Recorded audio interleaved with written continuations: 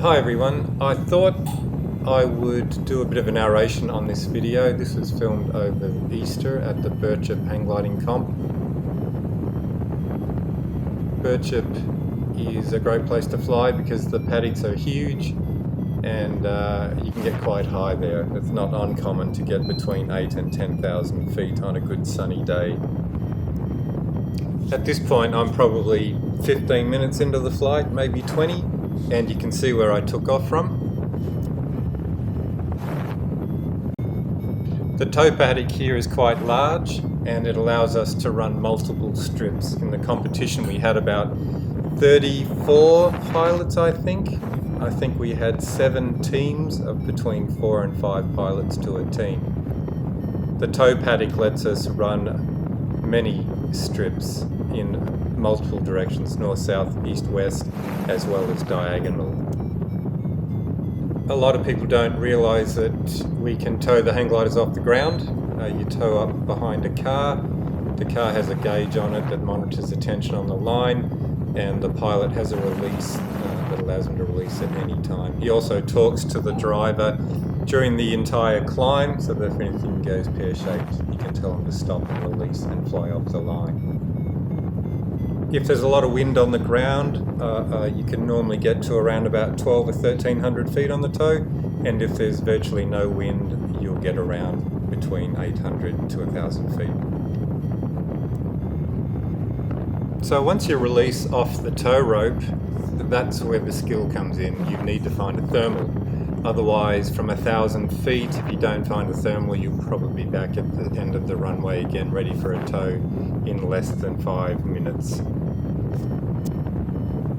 So how does a thermal form? Well, here's a very simplistic description of how a thermal is formed. So darker areas of the ground heat up quicker than the lighter areas, and you end up with a bubble of warm air over the paddock, and then the wind comes along and upsets it, and it breaks off and forms a bit of a bubble and starts rising up towards the clouds. As it rises up, cool air spills in underneath and creates this column, and then we fly over to that column of air and we do lots of circles in it, and off we go.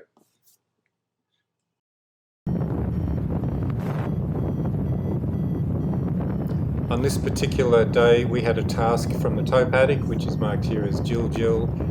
We flew down towards the south-southeast to a little town called Wurranook. It was a task distance, I think, of about 63 kilometres.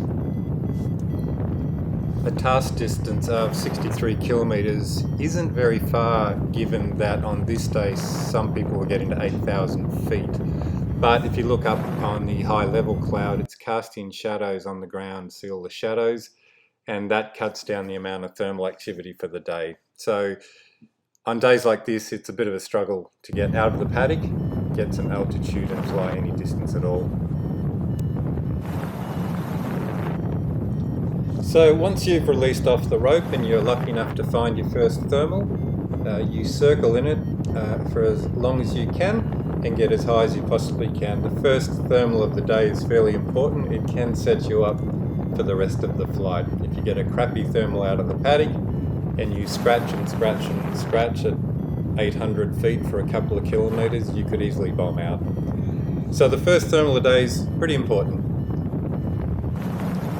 So this hang glider is a Moy's Lightspeed S. It's built by Moy's in Sydney.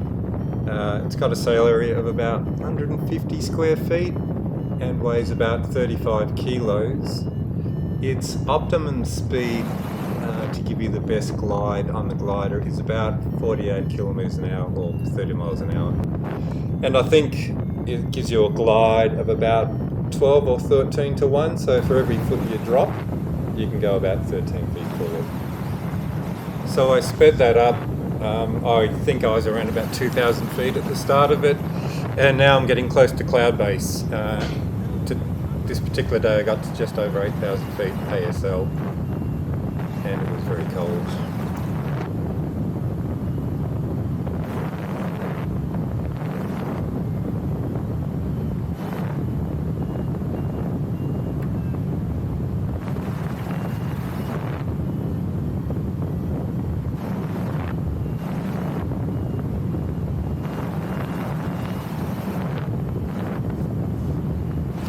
I'll give you a quick rundown on some of the equipment we carry in the hang glider. That is a Vario. It measures your vertical speed, because once you get over 1,000 feet, maybe 2,000, it's actually quite hard to tell if you're climbing or descending. And if it's a weak thermal, you really need the vertical speed indicator to give you an indication. The second thing, of course, is a GPS to help us navigate to goal. And also we carry a parachute here. And this little rope on the bottom left-hand corner is called a VG rope.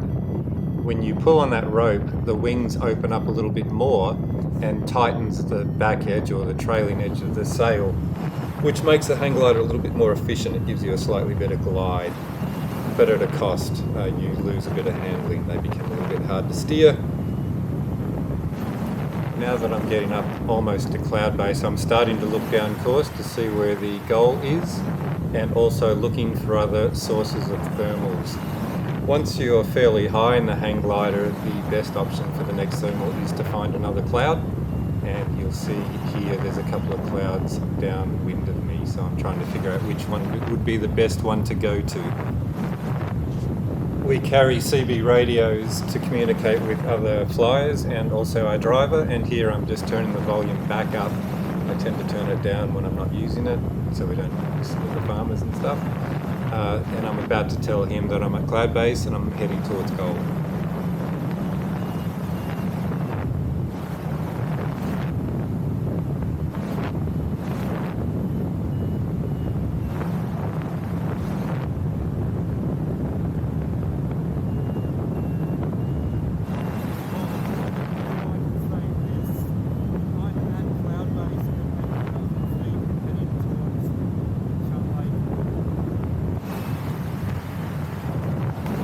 So here I am leaving the cloud.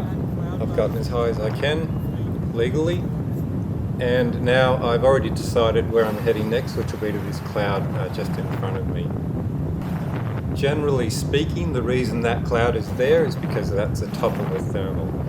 Thermals have a limited lifespan, as do the cloud, so as I'm flying towards a cloud, I'm trying to see if it's getting bigger or starting to dissolve. Sometimes it can be a little difficult, so you can look at the shadow of the cloud on the ground and you can see that it's getting lighter and the sun's shining through it, which kind of means it's dissolving. And then when you get there probably won't be a thermal.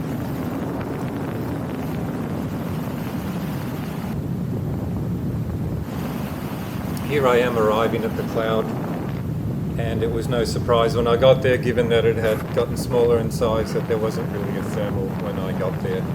I've just let the VG rope off so I can slow the glider down a bit and max out my climb, but I didn't really find anything. So I shot through this one and I headed off towards the ones that were a bit further downwind. Here's an example of the cloud shadow. This cloud in front of me with the right arrow is casting the shadow on the ground, and I can watch that shadow as I approach the cloud. And if the shadow is getting bigger, then I know the cloud is growing, so therefore there should be a thermal under it. If it's dissipating and kind of disappears, it's a good indication that I'll be wasting my time.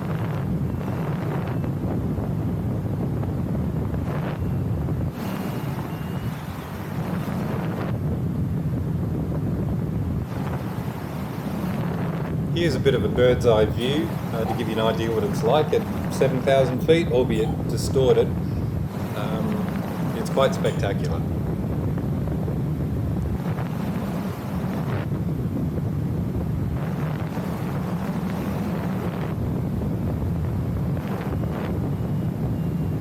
Here I'm in what we call search mode. The Vario's chirping away on and off, but I'm not really getting anything strong on the lift, so I'm kind of trying to find out if there's any lift around this area, and in the end I decide there isn't, so I straighten up and pull on the VG and head off to the next cloud.